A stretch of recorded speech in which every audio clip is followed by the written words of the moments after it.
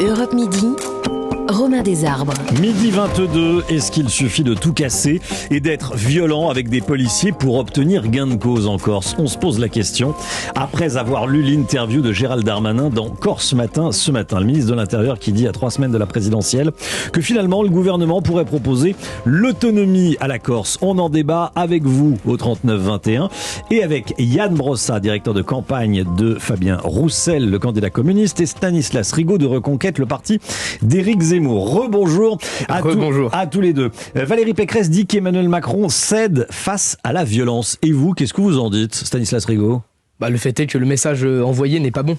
Le message n'est pas bon, c'est-à-dire que la seule réponse que le gouvernement apporte aux Corses aujourd'hui, elle est suite à des violences, à des très très grandes violences, et on a l'impression que Gérald Darmanin se réveille le jour où il y a de la casse, le jour où il y a des blessés. Et ce message communiqué aux Corses, à mon avis, et au peuple français en règle générale, est très mauvais. Notamment, je pense aux jeunes, je pense aux lycéens en Corse qui sont en proie aux violences, qui se sont eux aussi mis à participer à ces grandes violences. Et je ne suis pas sûr que ce soit à l'honneur du gouvernement de faire ces manœuvres politiciennes, ces basses manœuvres politiciennes électorales à quelques jours, à quelques semaines maintenant du premier tour de l'élection présidentielle. Moi, je regrette que Gérald Darmanin se prête à ce jeu-là.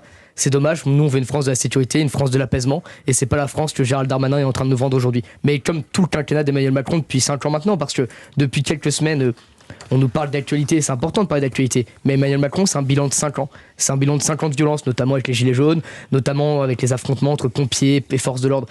Ça, c'est le quinquennat d'Emmanuel Macron, c'est le quinquennat de la violence entre les différentes sociologies, différents corps de métier, etc. Et aujourd'hui avec les Corses en France. Yann Brossa, déjà sur le timing de la proposition, là, à 3 semaines du premier tour de la présidentielle, c'est le moment de proposer l'autonomie à la Corse? Non, et je trouve que toute cette affaire est en réalité assez lunaire, parce que au départ, il y a une défaillance de l'État.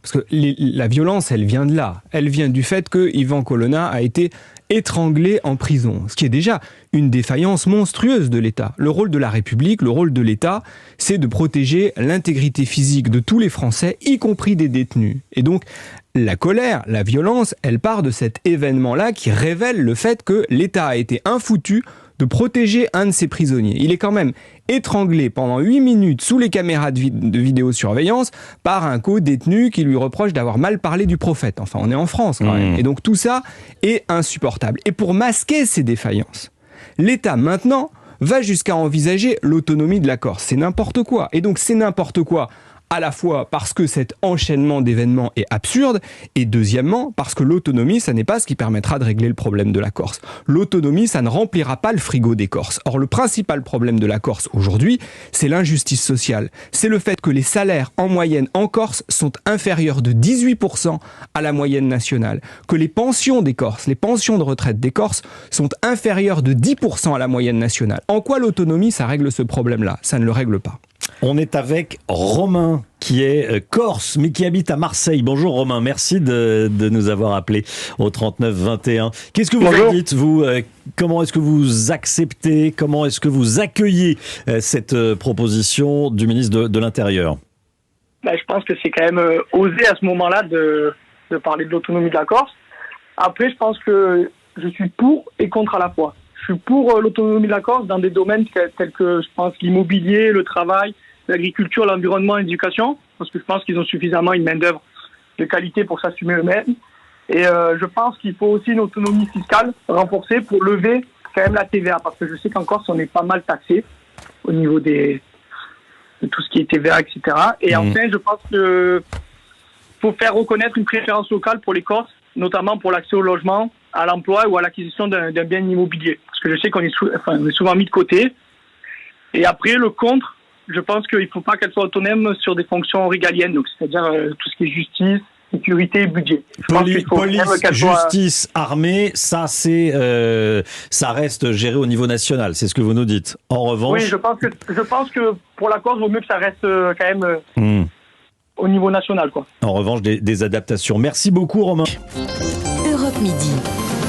Informez-vous avec Romain Desarbres sur Europe 1. La Corse et le gouvernement qui pourrait donc aller jusqu'à proposer l'autonomie de l'île, sans être d'ailleurs très précis sur ce que ça pourrait représenter. Cette autonomie, ça reste assez flou. Vous appelez au 3921. Je vous rappelle que c'est 50 centimes la minute. On vous rappelle très rapidement, bien sûr, vos réactions sur les réseaux sociaux. On sera dans un instant en direct avec Dylan du Tarn-et-Garonne et avec Jean-Paul qui habite la Corse du Sud. On parle d'ailleurs d'autonomie ou d'indépendance, Yann Brossard? En tout cas, de ce que j'entends de Gérald Darmanin, pour l'instant, il prononce le mot autonomie. Serait acceptable. Peut-être que si les violences durent encore 3 jours, il dira indépendance. Mais en tout cas, tout ça n'est pas très sérieux. Enfin, tout ça donne le sentiment que le gouvernement improvise sa politique sur la Corse au gré des violences qui s'y déroulent.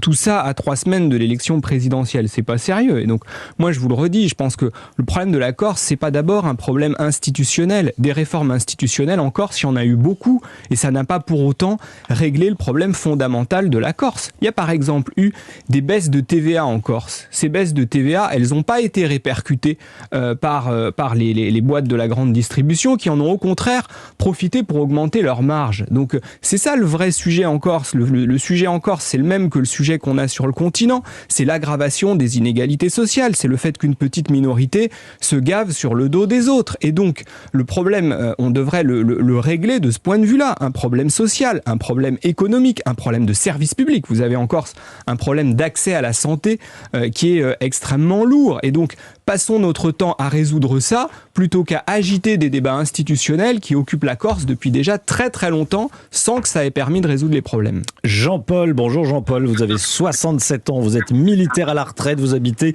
la Corse du Sud. Comment est-ce que vous réagissez à ce que dit Gérald Darmanin, vous ? Écoutez, moi, Gérald Darmanin, on a l'impression qu'il arrive avec une carotte. Il faut savoir que l'électorat corse, c'est pas parce que lui il dit qu'il va proposer l'autonomie, c'est pas pour ça que les Corses vont se plier à un vote entre guillemets dirigé. Maintenant, nos nationalistes, ils ont été mis en place par le peuple corse et puis ils font bien leur boulot. Vous dites qu'ils ont été élus à l'Assemblée de Corse, quoi. Oui, voilà, l'Assemblée de Corse, ils ont été élus par les Corses, en majorité, puisqu'ils ont gagné. Et ils font du bon travail. Je sais qu'il y a eu un livre blanc qui a été envoyé aux régions afin de discuter de beaucoup de choses, afin de pouvoir prendre des décisions importantes localement. Oui, qu'il y ait des décisions au niveau local, ça c'est important. J'entends, Jean-Paul, beaucoup parler de peuple corse. Vous vous sentez vraiment plus corse que français ou pas ? Écoutez, moi je suis né sur le continent, je me suis marié à une femme corse et puis j'ai épousé la femme et la Corse. Ah oui, c'est ça. Vous êtes Corse d'adoption, comme on dit. Mais voilà. Vous, quand il y a des politiques qui parlent de peuple corse, vous vous sentez appartenir au peuple corse ? Oui, bien sûr. Oui, c'est intéressant, ça. C'est intéressant. Ça vous fait réagir, ça, Stanislas Rigaud, l'identité corse, le peuple corse. On sait que les Corses sont extrêmement attachés à leur identité, à leur tradition, à leur culture. Et c'est d'ailleurs magnifique. Moi, j'ai eu la chance d'aller en Corse au début d'année et donc de rencontrer tout un tas de personnes là-bas où les débats étaient animés, où les gens sont pleins de ferveur et c'est magnifique. Mais moi, ce qui me frappe, c'est que des ajustements, des sollicitations, la Corse, elle peut le faire depuis la loi Jols. Elle peut discuter avec le gouvernement pour faire des ajustements sur la politique en Corse. Le gouvernement Macron, comme sur tout un tas de choses, se réveille à 3 semaines du premier tour pour parler des problématiques qu'il y a en Corse. Il y a notamment, par exemple, la bétonisation, qui est un vrai sujet en Corse. Ils vont se réveiller à 3 semaines du premier tour, comme sur tout un tas de mesures. Et puis en plus de ça, parce que ça, c'est quelque chose qui est passé, à mon avis, trop sous silence, mais Emmanuel Macron, et c'est le canard enchaîné qui l'a révélé dit qu'il était prêt à négocier justement avec les Corses nationalistes pour qu'ils votent pour lui au second tour. Enfin, on est quand même avec un gouvernement qui fait des bassesses pour des manœuvres électorales et qui, en plus de ça, négocie avec les nationalistes pour des centaines de milliers de voix. Enfin, on en est là avec le gouvernement Macron aujourd'hui. Certes, on a un gouvernement qui se fait passer pour un gouvernement professionnel avec, soi-disant, le Mozart de l'économie, de la finance. En réalité, on a eu les gilets jaunes et une énorme crise sociale. Après, il est devenu Mozart de la santé. On a eu la pire gestion du Covid qu'on puisse avoir. Et puis après, maintenant, il est Mozart des relations internationales avec le succès qu'on lui connaît.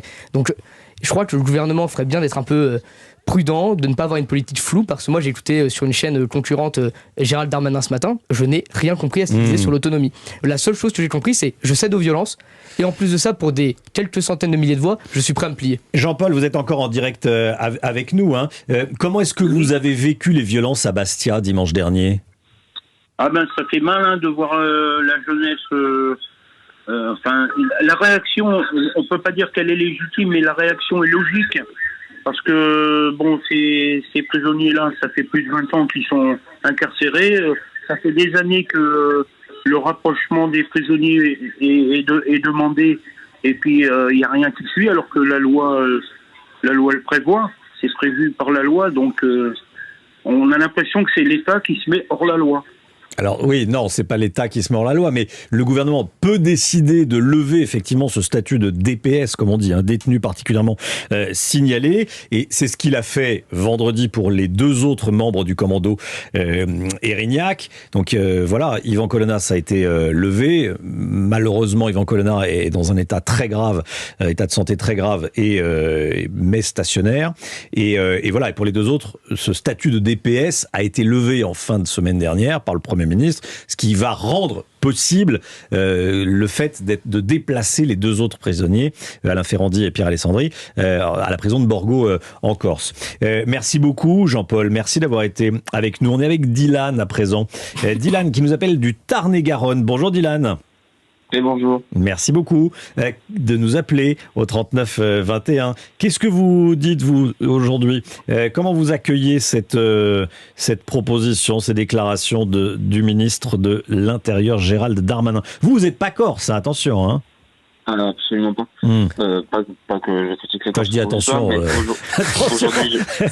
aujourd'hui, je vois surtout cette prise de parole comme d'abord pour une tentative maladroite, je pense, d'essayer d'apaiser les choses, et surtout une tentative électoraliste, dans le sens où tout le monde sait que les Corses, comme les Bretons, comme les Basques, ont une fierté qui sont leurs. Vous avez posé la question tout à l'heure au monsieur qui se dit Corse, qui pense appartenir, qui se sent appartenir à la Corse séparément de la France ou conjointement à la France, mais voilà, dans les faits, voilà, il est Corse, et c'est des choses qui sont partagées par de nombreux départements, parce qu'ils ont une histoire. Et aujourd'hui, je pense qu'ils ont voulu se servir Darmanin a voulu se servir de ça comme une manœuvre maladroite électoraliste. Oui, pour vous, c'est électoraliste. Yann Bransard, si on accorde le statut d'autonomie à la Corse, c'est un peu, comment dire, il va y avoir d'autres réactions. Il y a les Bretons qui vont vouloir l'autonomie, il y a les Basques qui vont vouloir l'autonomie. C'est le début de la fin, ça va être la parcellisation du pays. Oui, bien sûr. Le risque, c'est le démantèlement de la République. Je vais vous prendre un exemple concret, le droit du travail. Si on continue comme ça, si on envisage l'autonomie comme ça, si on envisage un droit du travail à la carte, ça veut dire quoi ? Ça veut dire que selon les régions dans lesquelles on habite, on n'aura pas un SMIC au même niveau ? Enfin, on envisage sérieusement de vivre dans un pays où les règles sur un sujet aussi important que le travail dépendent du département ou de la région dans laquelle on vit. Enfin, moi, je ne suis vraiment pas favorable à ça, et je pense que les Français, de manière générale, sont très attachés à l'unité de la République et au fait, évidemment, que les élus locaux aient des marges de manœuvre. D'ailleurs, on ferait bien de donner plus de moyens financiers aux élus locaux. Mais derrière, démanteler la loi nationale en faisant une loi qu'on retricote au gré des circonstances locales, moi, ça me paraît extrêmement dangereux. Et je pense que on peut pas, comme ça, laisser valdinguer l'unité de la République. L'unité de la République, c'est quelque chose d'important. Et l'idée que la République est une et indivisible, c'est important. Et vous savez, quand j'entends tout ça, j'ai une petite pensée pour Jean-Pierre Chevènement. Parce que Jean-Pierre Chevènement, il avait quitté le gouvernement Jospin, justement sur la base de ces questions-là. Et maintenant, il soutient Macron. Il doit être bien emmerdé, quand même. Qu'est-ce que vous en dites, Stanislas Rigaud? Je voyais réagir. Que chaque territoire ait des particularités locales dues à son histoire, c'est une très bonne chose. Et moi, je suis toujours heureux de voir les traditions locales se mettre en place. Mais si on veut une Corse forte, fière de son identité, il faut une France forte. Et quand même, il faut le rappeler, mais le déclencheur de cette affaire, ce qui a mis le feu aux poudres, c'est qu'en France, on n'est même pas en capacité d'assurer la sécurité des prisonniers. On a quelqu'un qui pourrait avoir, je cite, mal parlé du prophète, on ouvre une enquête, le parquet terroriste ouvre une enquête. Parce que même dans nos prisons, les gens ne sont plus en sécurité. Donc si on veut une Corse forte, il nous faut une France forte, fière de son identité, pour que de nouveau on puisse avoir des territoires fiers de leur tradition locale. Et en effet, oui, il faut que les Corses puissent avoir une certaine marge de manœuvre, mais c'est déjà possible en soi, parce qu'ils peuvent déjà solliciter le gouvernement pour des ajustements, et donc leur parler et discuter. Mais on ne fait pas ce genre d'ajustement ou ce genre de grand débat à 3 semaines d'une échéance aussi importante que l'élection présidentielle. Europe Midi, vous avez la parole au 3921 et sur les réseaux sociaux avec le hashtag Europe Midi. Merci beaucoup Dylan de nous avoir appelé du Tarn et Garonne. On était également avec Jean-Paul qui est en Corse du Sud et encore avant avec Romain qui est corse mais qui habite à Marseille. 12h42.